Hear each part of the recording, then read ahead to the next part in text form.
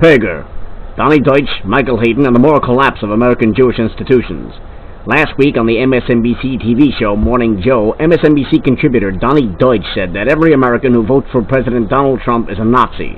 His exact words, "If you vote for Trump, then you, the voter, you, not Donald Trump, are standing at the border like Nazis going, 'You here, you here.'"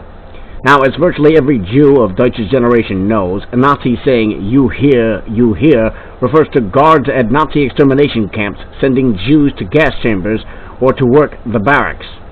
Also last week, General Michael Hayden, a former director of the CIA, a fact that, among other things, gives credence to the increasingly widespread realization that our intelligence elites have been morally and intellectually compromised, tweeted a photo of the tracks leading into Auschwitz and Birkenau, the most infamous Nazi extermination and concentration camps, with the caption, "Other governments have separated mothers and children."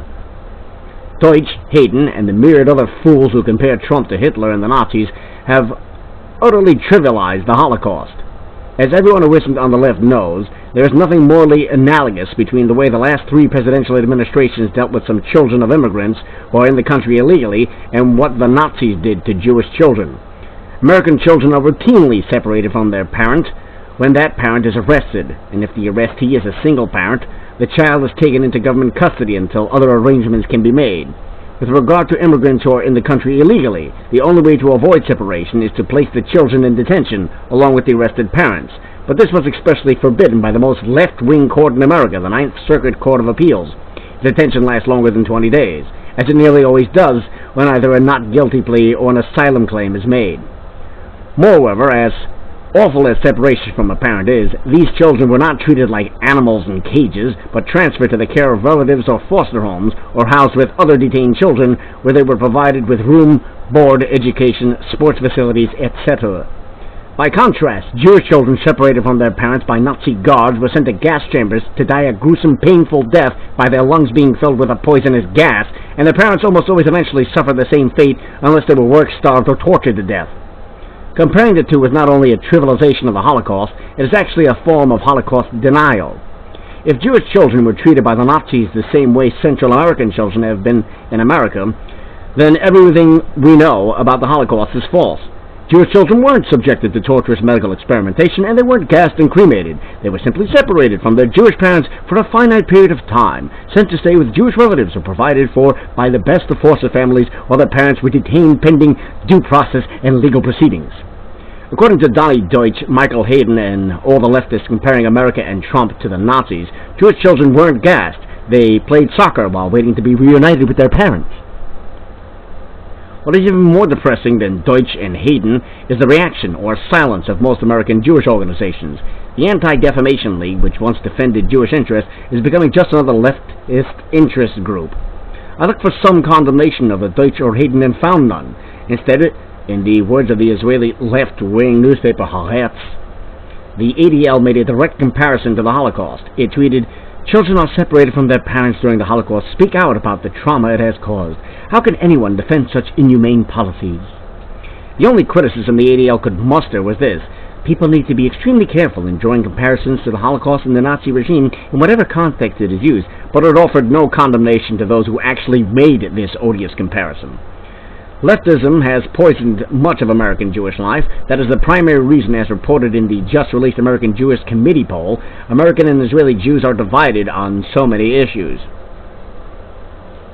There were rabbis who announced they fasted when Trump was elected. Non-Orthodox synagogues around America sat Shiva, the religious mourning period for a deceased immediate family member, when Trump won. And the Hebrew Union College, the Reformed Jewish Movement's rabbinical seminary, held an Israel-hating writer as this year's graduation speaker. If you support Trump or Israeli Prime Minister Benjamin Netanyahu, or hold almost any traditional Jewish worldview, like God creating the human being as male and female, you must either hide your opinion or risk being ostracized at almost any non-Orthodox synagogue. To their credit, the Simon Wiesenthal Center, the Zionist Organization of America, and a few other organizations did condemn those who equate America under Trump with Nazi Germany. But most Jewish organizations kept quiet, offered a tepid caution, or actually echoed the sentiment. In other words, at this time, many American Jewish organizations are bad for the Jews, bad for Judaism, and trivialize the Holocaust in order to score political points. If it's any comfort, and it isn't, things are no better in mainstream Protestantism or the Vatican. But here's the real comfort. If the left keeps on smearing nearly half of its fellow Americans as Nazis, it will assure more Republican victories coming this November. In October 1975, the writer and survivor Elie Wiesel wrote these ocular words.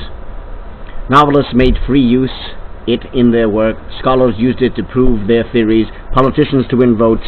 In so doing, they cheapened the Holocaust. They drained it of its substance.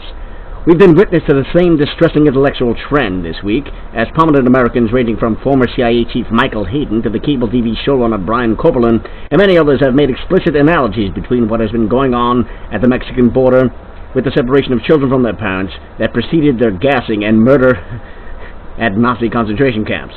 As Wiesel's words remind us, there is nothing new in deploying the Holocaust as a political aesthetic cudgel. What's different about this week's events is that expressions of concern about the misuse of the Holocaust analogy have been the occasion for heated, even enraged criticism. No, it is those who object to likening the extremely bad policy of the Trump administration to the worst event in human history who are doing wrong. In a piece called Yes, You Should Be Comparing Trump to Hitler, a self-described professional journalist, in quotes, named Adam Roy writes, citing me and Yael Rosenberg of Tablet, says Mr. Podolsky, this, to put it mildly, is a load of bunk. We want to believe that Nazis were a special, exceptional kind of evil because it's easier for us. But the reality is that their brutality was just another manifestation of humanity's worst flaws. Our fear of the other, the unthinking cruelty we unleash upon each other as soon as society gives us license. History is awash in cases of the unjust treatment of the other. In fact, even today, most societies on earth are doing exactly this to some other. Unpleasant or unfair or problematic treatment of the other is terrible. It is not, however, an effort to eliminate the other from the face of the earth, which is what the Holocaust was. Bad things that happen on earth are not all the same thing. Some are bad, some are worse. One or two in all of human history were of a scope and size and horror that they cannot be analogized. Moreover, even those who want to liken the present moment to, let's say, the rise of Nazi rule in Germany, and say they're doing so to prevent a recurrence of the Holocaust, are doing something very wrong.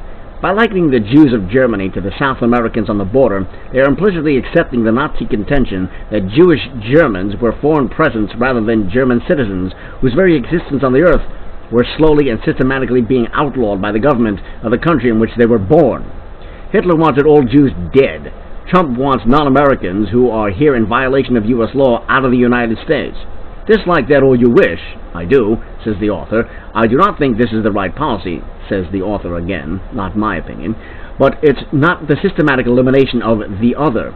When you make such an argument, you are lowering and lessening and making more invisible as time passes the unthinkable and unimaginable scope and size of the Shoah. After I tweeted about this, Billions showrunner Koppelman admonished me as follows: "You are wrong, and you know it," which makes you worse things. Come on, man, put partisan nonsense away now. Trump is Hitlerian in his aims and intention, or Stalinist if that is better. If we don't call it out, we are conspirators. He then sucked a lollipop and sat in the corner. No, I don't know it, and follow the logic here. In an effort to preserve the proper understanding of the Holocaust, to defend its misuse, I am evidently conspiring with Trump to bring about the Fourth Reich. In the midst of his novel Sophie's Choice, the author stopped for a moment and reflected on what may be the impossibility of the task he has set for himself, and the challenge not to be one of the exploiters of the Holocaust Wiesel was upbraiding. I have been haunted, I must confess, by an element of presumption in the sense of being an intruder upon the terrain of an experience so bestial, so inexplicable, so undetachably and mindfully the possession alone of those who suffered and died or survived it. He wrote, "The effort to appropriate the Holocaust as an analogy to an ill-conceived and horrifying policy that shares maybe 0.001% of its horror show how right he was to be haunted," as he wrote Sophie's Choice. His mindfulness and care made it possible for him to produce a remarkable book that succeeds in helping us understand in part the kind of nihilistic evil facing all those in camps by depicting the death in life of a young mother compelled to choose which of her children is to die at Birkenau. But those who treat the dreadful separation of parents from children at the border over the past months as through we are living through Sophie's Choice are not expressing righteous anger. They are guilty of the worst kind of self-righteous preening. As Wiesel said, they are cheapening the Holocaust and draining it of its substance.